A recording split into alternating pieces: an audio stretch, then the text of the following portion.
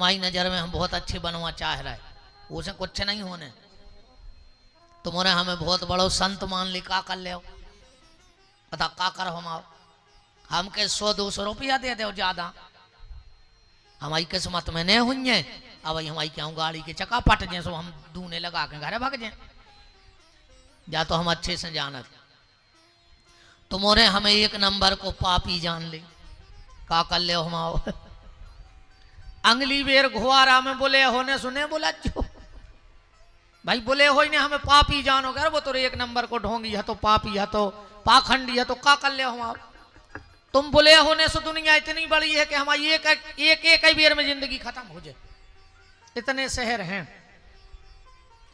पर आपसे मैं ये निवेदन कर रहा हूं,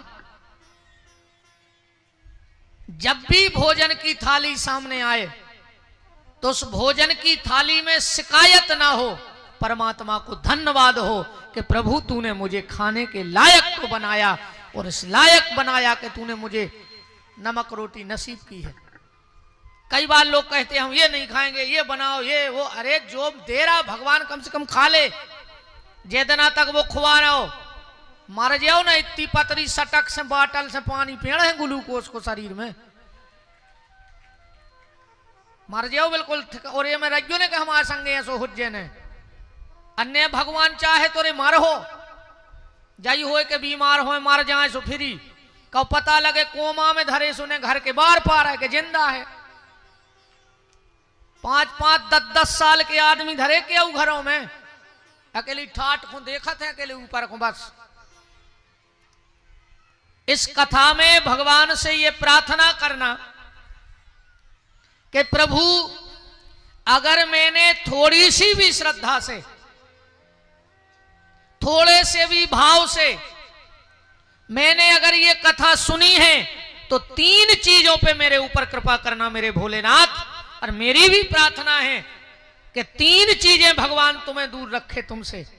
सबसे पहले कलेश, तुम्हारे परिवारों में कलेश न आवे, भगवान तुम्हें कलेश से बचावे, भगवान तुम्हें कष्ट से बचावे।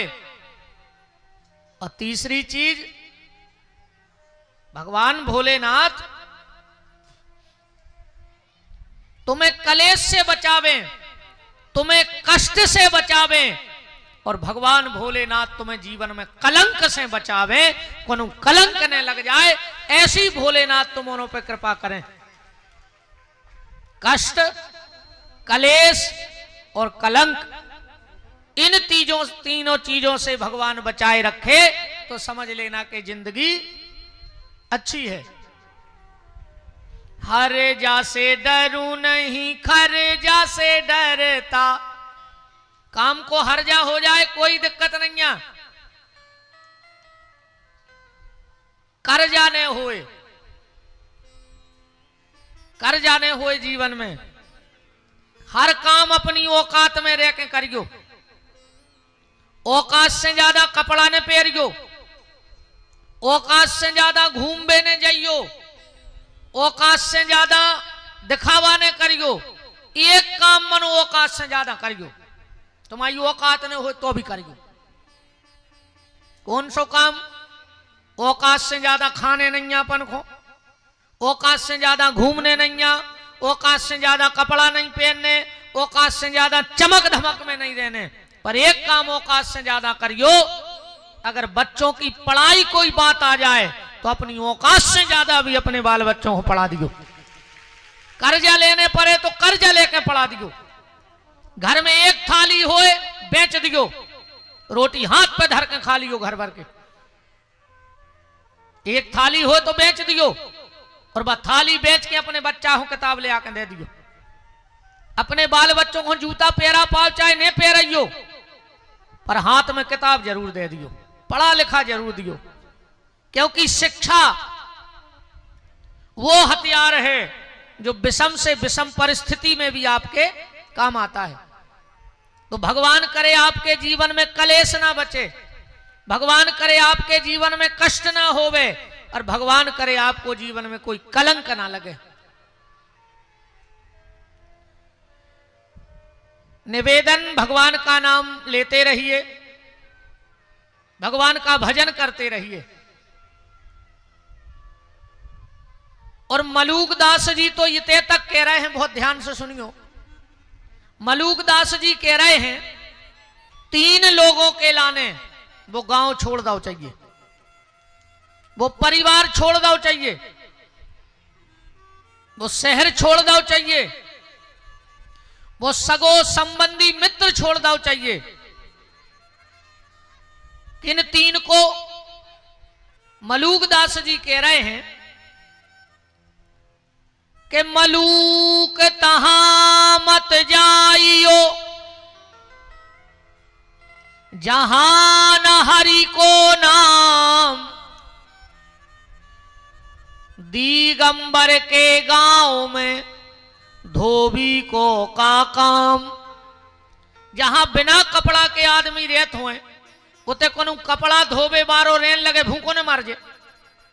अच्छा बताओ, जैसे टकलों के गांव में कोनो सैलून खोल लेवे, चलो अंधरों के गांव में कोनो चश्मा बेच में बैठ जाए, भूखों ने मार जो कि चल है दुकान। ऐसे ही जहां भजन करने वाले ना रहें उस जगह को त्याग देना चाहिए। और 3 लोग तो रेवे ही ने, 3 लोग वहां ना रहें जहां भगवान का भजन करने वाले ना हो। छोड़ने में फायदा है। अच्छा देखो एक बात, भाई को छोड़ने में पाप लगता है कि नहीं लगता? पर विभीषण ने रावण जैसा भैया छोड़ दिया, क्या विभीषण को पाप लगा?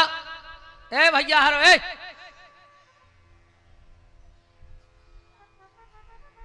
अच्छे शांत बैठ क्यों बेटा ना, हम भगा दें बिल्कुल।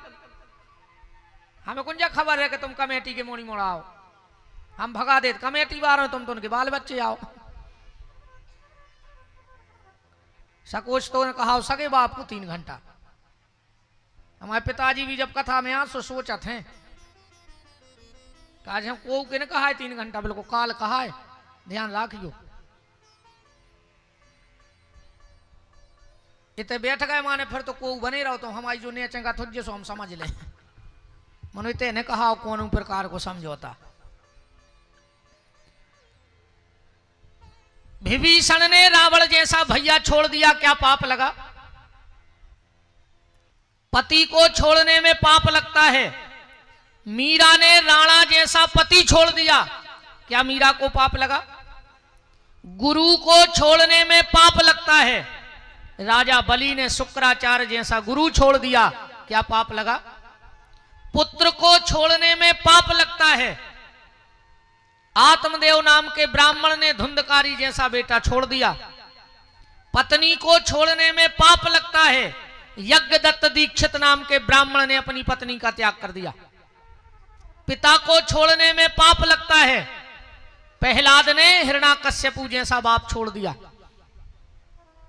तुलसी बाबा कह रहे हैं कि तजहु ताह कोट बैरी सम, यद्यपि परम स्नेही और जनहि न प्रिय राम वैदेही। जो श्री सीताराम जी का ना हो उसे लाख दुश्मनों वहीं त्याग दे। यहां तक कि माता को छोड़ने में पाप लगता है। पर भरत जी ने कैकेयी जैसी माता को छोड़ दिया, क्या भरत को पाप लगा? और एक बात तो हम कह दें, भले रामायण की है। अभी हम और जब शशिकांत अग्निहोत्री जी लौट रहे थे तो रास्ते में यही चर्चाएं चल रही थी कि महाराज जी, अध्यक्ष जी कह रहे थे, महाराज जी हो का गौ आदमी को, हमें दिन भर में अगर 100 आदमी मिला था तो 50 भज्जा से लड़वे बारे मिला था मोरा। क्या स्थितियां बन गई बताओ। अच्छा एक बात और बता दें, आदमी को जो सबसे पक्को दोस्त हुई है अध्यक्ष जी, आदमी को जो सबसे पक्को दोस्त हुई है वो दूसरी समाज को हुई है। और आदमी को जो सबसे खतरनाक दुश्मन हो जाए वो खुद की समाज को हो जाए। कितनऊ समाजों के संगठन बन जाएं, कितनऊ पर काट है समाज समाज को। कितनऊ तुम रैली कर ले, कितनऊ अध्यक्ष बना ले, कितनऊ किताबें न करवा ले अपनी समाज की, मनो जोन ना काट है सो काट है समाज को। ये मैं बिल्कुल दो मत नहीं जानियो, काट है समाज को।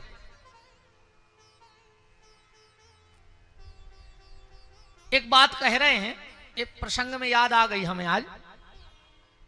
जब 14 साल बाद राम जी अयोध्या लौट के आए तो सबसे पहले किससे मिले? कैकई से। प्रथम राम भेंटे कैकई, ऐसा रामायण में लिखा है। कैकई